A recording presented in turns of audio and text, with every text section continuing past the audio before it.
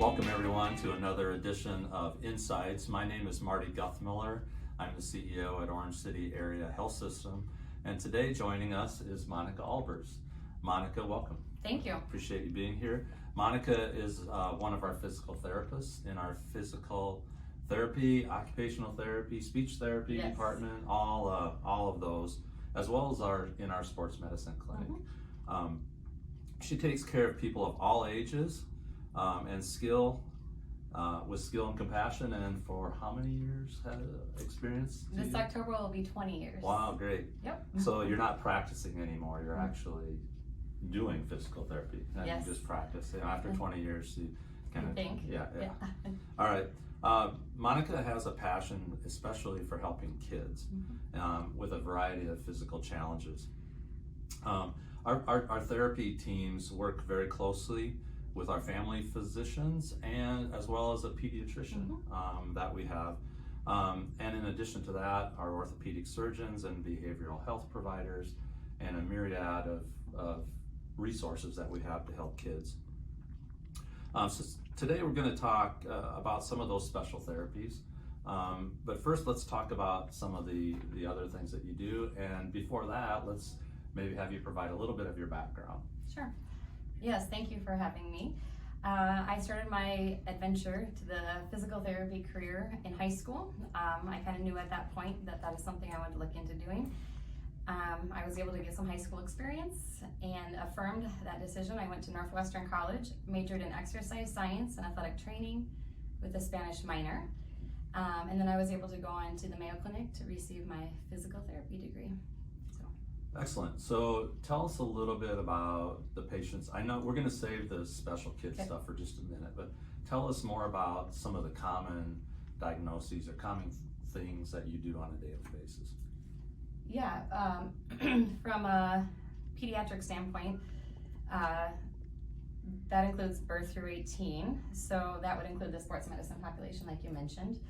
We have a very skilled and experienced sports medicine team, and specifically with that population, we probably treat the things that you are commonly aware of: sprains, strains, fractures, dislocations, concussions, pre and post-surgical rehab, and that includes seeing patients 45 minutes one-on-one with one of our providers or our sports medicine team, but a lot of that goes beyond the treatment, and it's collaboration with our orthopedic surgeons, our family practice doctors, and just communicating with them about safe return to play for athletic population. But we do see anything from a vestibular patient with dizziness to low back pain, weakness, falls, imbalance. I mean, our therapists are very skilled in treating a wide variety. That's the nice thing about a small town. You treat about everything, and so we have a very skilled group of therapists who have seen about everything. So great. Now I know you do some pretty cool things and some pretty unique therapies here, particularly for kids. In fact, we're aware of people who've driven a long ways to come see you for care. And so can you talk to us a little bit about those diagnoses or challenges, and maybe what is it that you do exactly? Sure. Well, I'll first start with our pediatric team in general. We have two physical therapists, myself and Audrey Meyer. Then we also have another half of a therapist, I would say, Christina Vanderstelt.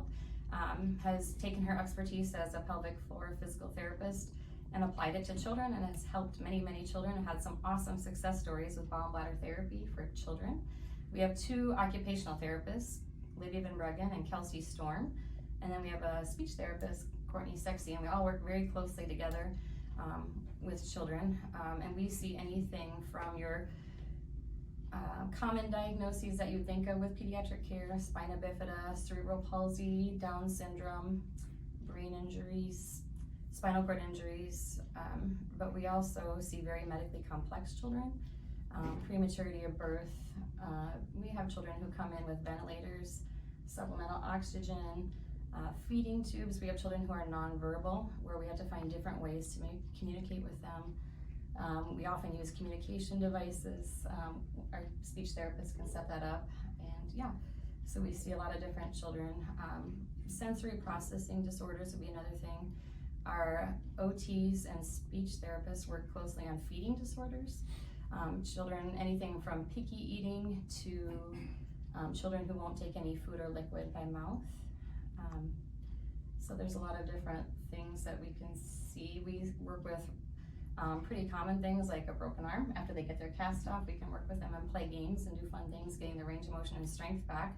But we also do very complex therapies as well. Excellent.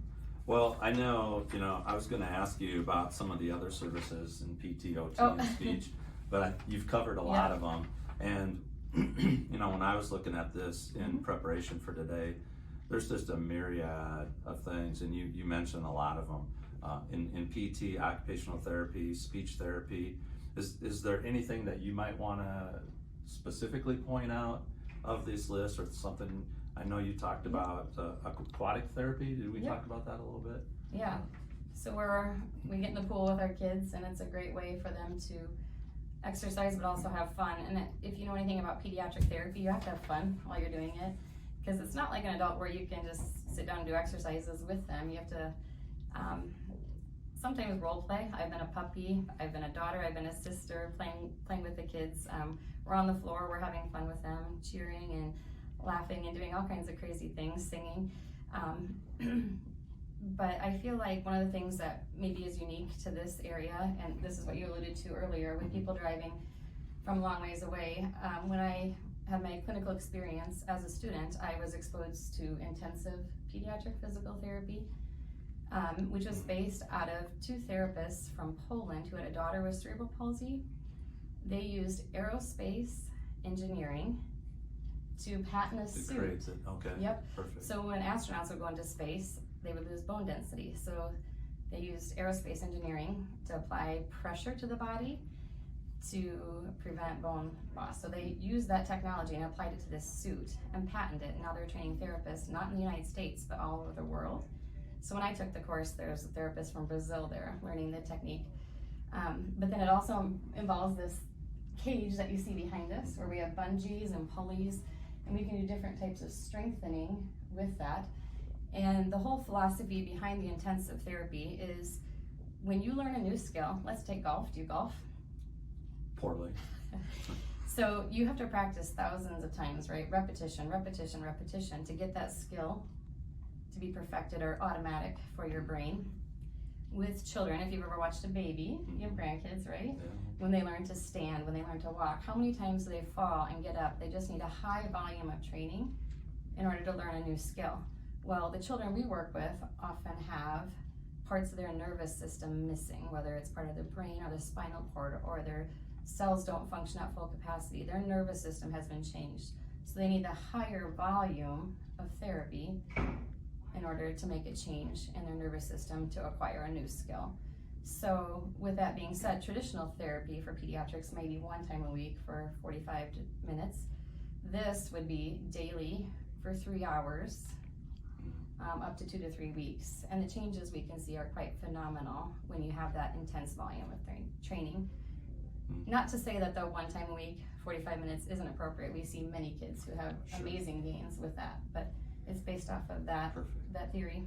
So truly world-class care right here in Orange City. Yeah, we've had several families who, primarily Nebraska, but they were thrilled to find something more local, because they had gone to Texas, New York, or California to receive like this whole setup for their child. Yeah. Good. Well, thank you for bringing that skill set to Orange City. We appreciate that. How do parents get a hold of you? Well, in the state of Iowa, we have direct access, meaning you can access PTOT speech without a doctor's referral, but a lot of insurances do require that, so we'll help them establish that. They can just start out by calling 737-5234. Is that the You number? got it. All right. Yep. So you can start out with that, and if we need to go further down the line, we got a lot of people here to help you do that. Yep. Anything else you want to add, Monica? I feel like you need to know that we have a pretty amazing team. I'm so proud of the people we work with. We have families who drive over an hour every day to receive services here, and we take that as a huge honor because we know the time commitment. And we just have recently been made aware that other facilities are starting to recognize this as well. We've had 2 families that had pretty significant changes with their child, where they required pediatric intensive care, and they were supposed to go on to inpatient rehabilitation for another 2 to 4 weeks in a larger city. And when the providing attending physician found out they were from the Orange City area, Really? they allowed the families to discharge home, Wow. bypass the extra 2 to 4 weeks in Sioux Falls or Minneapolis, Nice. and come home and be reunited with their community here because they trusted the care providers and the pediatric team that we have here. Perfect. So, Well, thanks for sharing. yes, That. Appreciate yes. that. All right, everyone. Got a great team here. Take advantage of them. Give us a call. Thank you very much.